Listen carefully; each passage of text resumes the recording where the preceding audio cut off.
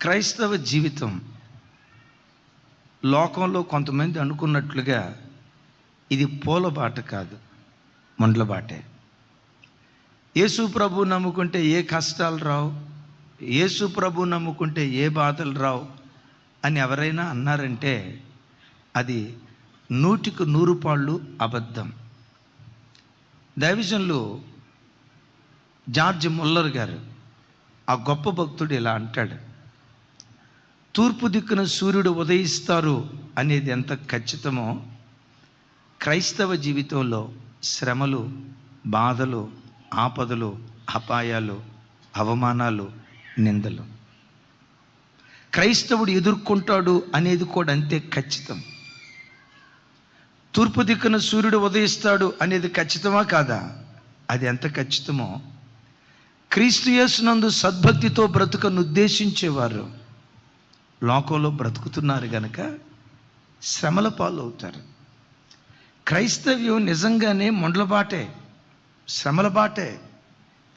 మనం నెమ్మదిగా బ్రతుకుతున్నా, మనం భక్తిగా బ్రతుకుతున్నా, లోకం శత్రువు చేతిలో ఉన్నది కనుక లోకంలో బ్రతికినంత కాలం కొన్ని శ్రమలు, కొన్ని బాధలు, కొన్ని అవమానాలు నిజ క్రైస్తవునికి తప్పవు. ఆ దైవజనులు జార్జ్ ముల్లర్ గారు చెప్తూ అంటారు, తూర్పు దిక్కున సూర్యుడు ఉదయిస్తాడు అనేది ఎంత వాస్తవమో, పడమటి దిక్కున సూర్యుడు అస్తమిస్తాడు అనేది కూడా అంతే ఖచ్చితం కదా. ఉదయించిన బాధలే సూర్యుడు అస్తమించినట్లుగా ప్రతి శ్రమ, ప్రతి బాధ క్రైస్తవుని జీవితంలో నుంచి అవి కూడా నిష్క్రమిస్తాయి.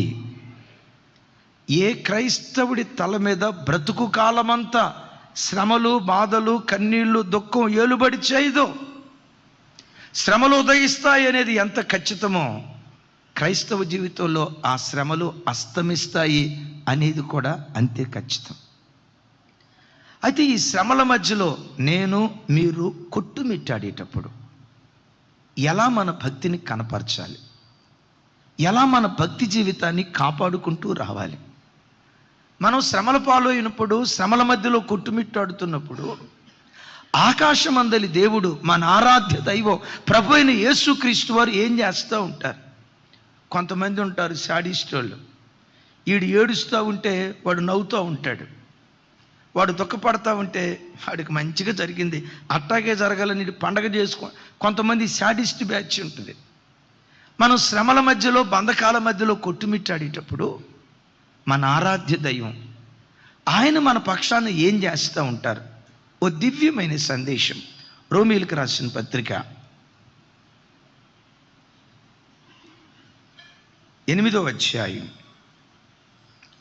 35వ వచనం నుండి 37వ వచనం వరకు నాతో కలిసి, క్రీస్తు ప్రేమ నుండి మనలను ఎడబాపు వాడెవడు? శ్రమ అయినను, బాధ అయినను, స్వరమెత్తి హింసైనను, కరువైనను, బాల్కనీలో ఉన్న బెడ్లో కూడా వస్త్రహీనత అయినను, ఉపద్రవమైనను, ఖడ్గమైనను మనలను ఎడబాపునా? ఇందును గూర్చి వ్రాయబడినది ఏమనగా, నిన్ను బట్టి, మరోసారి, నిన్ను బట్టి దినమెల్లా మేము వధించబడిన వారము, వధకు సిద్ధమైన గొర్రెలమని మేము ఎంచబడిన వారము. ఈ చివరి మాట పెద్దగా చెప్పండి. అయినను మనలను ప్రేమించిన వాని ద్వారా మనము వీటన్నిటిలో అత్యధికమైన విజయమును పొందుచున్నాము. చప్పలు కొడుతూ దేవునికి స్తోత్రాలు చెప్దాం. ఆమెన్. ఈ మాట ప్రతి క్రైస్తవుని జీవితంలో ప్రతి దినం జరిగేది. అపోస్తలుడైన పౌలు గారు తన జీవితాన్ని గూర్చి ముగింపులో ఏమంటాడంటే, వధకు సిద్ధమైన గొర్రెలుగా, 36, వధకు సిద్ధమైన గొర్రెలుగా మేము ఎంచబడుతున్నాం, దినమెల్లా మేము వధించబడుతున్నాం.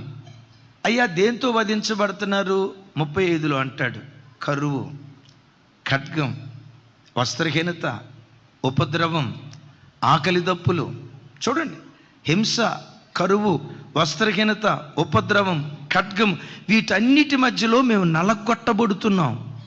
36 వీటన్నిటి మధ్యలో మేము నలగొట్టబడుతున్నాం. అపోస్తుడైన పౌలు గారు అంటాడు, చివరికి క్రైస్తవ జీవితం ఎలాంటిదంటే ఒక్క మాటలో చెప్పాలంటే, కసాయివాడి చేతికి గొర్రెను అప్పగిస్తే ఎలా ఉంటుందో, కసాయి లాంటి శ్రమ, బాధ, హింస, కరువు వీటికి దేవుడు కొన్నిసార్లు మనల్ని అప్పగిస్తాడు. కసాయివాడి చేతికి గొర్రెను అప్పగిస్తే కాళ్ళే తాడితో కట్టేస్తాడా, దబేలుమని నెట్టేస్తాడా, దాని గొంతు మీద కత్తి పెట్టి కోసేస్తాడా, ఏం చేస్తాడో కసాయివాడి ఇష్టం. కొన్నిసార్లు కసాయి లాంటి కన్నీటి అనుభవాలకు దేవుడు కొన్నిసార్లు మన బ్రతుకులో అనుమతిస్తాడు. కసాయివాడి చేతికి గొర్రె అప్పగించబడింది అనుకో, ఒక 5 నిమిషాలు దాన్ని బాధ పెట్టి తర్వాత దాన్ని గొంతుకో చంపేస్తాడు. దాని బాధ 10 నిమిషాలతో అయిపోతుంది. కానీ క్రైస్తవుని ఎలుబడి చేసే బాధ 10 నిమిషాలతో అయిపోదు. అంటాడు, దినమెల్లా మేము వధించబడుతున్నాం. అంటే దినమెల్లా వధించబడుతున్నామంటే ఒకరోజా? నో. ఈ భూమి మీద బ్రతికిన కాలం అంతా ఒక శ్రమ పోతే ఇంకొక శ్రమ, ఒక ఆపద పోతే ఇంకొక ఆపద, ఒక కన్నీరు పోతే ఇంకొక కన్నీరు, ఒక సమస్య పోతే ఇంకొక సమస్య. చివరికి క్రైస్తవ జీవితం ఎలాంటిది అంటే ఇంకోసారి జ్ఞాపకం చేస్తాను, కసాయివాడి చేతికి గొర్రె అప్పగించడం ఎలా ఉంటుందో దేవుడు కూడా కొన్నిసార్లు ఇలాంటి పరిస్థితులకు ఆయన చిత్తానుసారంగా మనల్ని అప్పగిస్తాడు. కానీ ఒక విచిత్రం ఏంటో చెప్పంటారా, ఎన్ని బాధలు క్రైస్తవ జీవితంలో క్రైస్తవుడు అనుభవించినా ఆ బాధలు భరిస్తాడు, కానీ క్రీస్తును మాత్రం వదిలిపెట్టబోడు. నేనంట బోధిస్తున్న నా మొదలుకొని కూర్చున్న మీ వరకు ప్రభు నమ్ముకున్నాం నిజమే, ప్రభు మన బ్రతుకులో అద్భుతాలు చేశాడు నిజమే. అద్భుతాలు చేశాడు అనేది ఎంత వాస్తవమో, అద్భుతాలతో పాటు ఎన్ని శ్రమలు మనం అనుభవించలేదు, ఎన్ని అపాయాలు, ఎన్ని ఆపదలు నీ బ్రతుకులో సంభవించలేదు. అయితే ఇన్ని బాధలు అనుభవిస్తున్నా ఏనాడు ప్రభువుని విడిచిపెట్టాలని కానీ, ఎందుకీ ప్రభులే అన్నట్లుగా కానీ, ప్రభువుకు దూరమై వెళ్ళిపోదామని కానీ ఆ ఆలోచన కూడా మన మనసులోకి రాలేదు.